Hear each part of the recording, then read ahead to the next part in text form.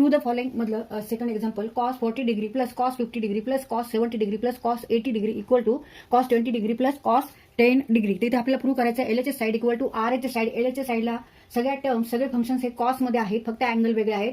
40 degree 50 degree 70 80 degree. आणि RH साईडला सुद्धा कॉस मध्येच आहे 20 डिग्री आणि 10 डिग्री हे अँगल आहेत. तर आता आपण आधी LHS साईड सॉल्व्ह करू आणि it is equal to RHS हे प्रूव्ह करू. LHS side equal to cos 40 degree plus cos 50 degree plus cos 70 degree plus cos 80 degree. तर इथे सगळीकडे प्लस प्लस प्लस आहे आणि 4 अँगल आहेत. तर आता इथे आपण फॅक्टरायझेशन फॉर्म्युला वापरायचा आहे. cos C plus cos D. cos C plus cos D equal to 2 cos C plus D divided by 2 into cos C minus D divided by 2. हा फॉर्म्युला वापरायचा आपल्याला. ह्या फॉर्म्युल्याला काय म्हणतात, फॅक्टरायझेशन फॉर्म्युला. आता इथे अँगल 40 50 70 80 आहे आणि ते C प्लस D करायचं आणि त्याला 2 ने डिवाइड करायचं. C मायनस D करून 2 ने डिवाइड करायचे. तर इथे आपल्याला trigonometric functions of special angles हे पाठ असतात. म्हणजे 0 angle 30 degree angle 45 degree angle ह्याच्या व्हॅल्यू आपल्याला पाठ असतात. 60 डिग्री 70 90 डिग्री नंतर 180 डिग्री ह्या व्हॅल्यू आपल्याला बहुतेक करून ट्रिग्नोमेट्रिक फंक्शनचे पाठ असतात. म्हणून आता इथे आपण काय करायचं आहे, कुठे असा कोणत्या अँगलनी C plus D divide by 2 केल्यावर इथे आपल्याला स्पेशल अँगल मिळतो. आता 40 प्लस 50 केल्यावर 90 डिग्री येते. पहिला डिवाइड 2 केल्यावर 45. रिमेनिंग ही 70 degree plus 80 degree means 150 degree येतं. हे डिवाइड बाय 2 म्हणजे 75 डिग्री. पण हे आपल्याला नको आहे कारण 75 डिग्रीचं आपल्याला व्हॅल्यू वगैरे माहीत नसते जास्त. मग त्यामुळे आपण काय करणार आहेत, असं 2 अँगल घेणार आहेत की ज्याला भाग देऊन हा स्पेशल अँगल येणार आहे. तर आता इथे 70 degree plus 50 degree 70 plus 50 equal to 120 degree आणि ह्या डिवाइड 2 ने केल्यावर काय येणार आन्सर 60 डिग्री येणार. मग 60 डिग्री हा अँगल स्पेशल ह्याची व्हॅल्यू आपल्याला जनरली माहीत असते. आणि remaining 40 plus 80 degree 40 plus 80 means 120 degree 120 degree divide by 2 means 60 degree.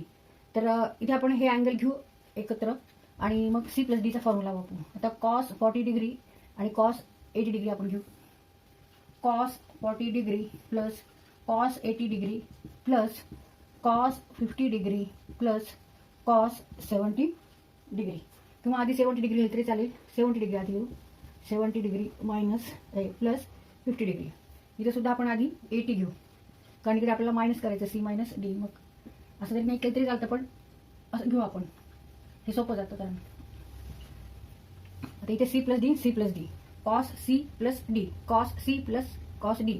तिथे C बरोबर आहे 80 डिग्री आणि D बरोबर आहे इथे 40 डिग्री. आता हा फॉर्म्युला वापरायचा 2 cos C plus D divide by 2 into cos C minus D divide by 2. मग 2 cos C plus D means 80 degree plus 40 degree divided by 2 into cos 80 degree minus 40 degree divide by 2. आता ह्याच्यासाठी परत हाच formula वापरायचा. इथे plus आहे, plus लिहून टाकू. इथे C equal to 70 degree and D equal to 50 degree.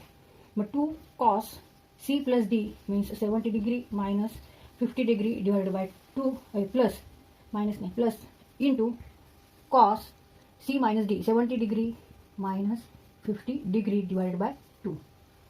आता इथे हे आपण सॉल्व्ह करून घेऊ. इक्वल टू 2 cos 80 प्लस 40 80 अधिक 40 120 भागिले 2 120 divide by 2 into cos 80 minus 40 degree means 40 degree divide by 2 plus 2 cos 70 plus 50 120 degree divided by 2 into cos 70 minus 50 degree 70 minus 50 means 20 degree divided by 2 equal to 2 cos 120 ला 2 ने भाग दिल्यावर उत्तर किती येतं 60. Base 12 0 60. 120 divide by 2 means 60 degree into cos 40 divided by 2 means 20 degree 40 भागिले 2 बरोबर 20 अधिक 2 cos 120 upon 2 means 60 degree into cos 10 degree. आता इथे हा स्पेशल अँगल आहे आणि ह्याचं ट्रिग्नोमेट्रिक फंक्शन कोसाइन फंक्शनची व्हॅल्यू आपल्याला पाठ पाहिजे. मग cos 60 equal to half. cos 60 degree is half. मग आता इथे आपण हाफ व्हॅल्यू ठेवू, इथे पण हाफ ठेवू. मग 2 into half 1/2 into cos 20 degree plus 2 into 1/2 means half into cos 10 degree. आता इथे 2 हे न्यूमरेटरला आहेत आणि 2 हे डिनॉमिनेटरला आहे. 2/2 2 डिवाइडेड बाय 2 2/2 बरोबर 1. Remaining term is here only cos 20 degree. 2/2 एक अंशस्थानी आणि एक छेदस्थानी. एक न्यूमरेटरला 2 आहे, डिनॉमिनेटरला 2 आहे. 2/2 equal to 1 into cos 10. 1 into cos 10. इथे प्लसची साईन आहे म्हणून प्लसची साईन देऊ आणि cos 10 degree. And it is equal to RHS side equal to RHS. therefore LHS equal to RHS. तिथे आपला हा क्वेश्चन सॉल्व्ह करून झालेला आहे.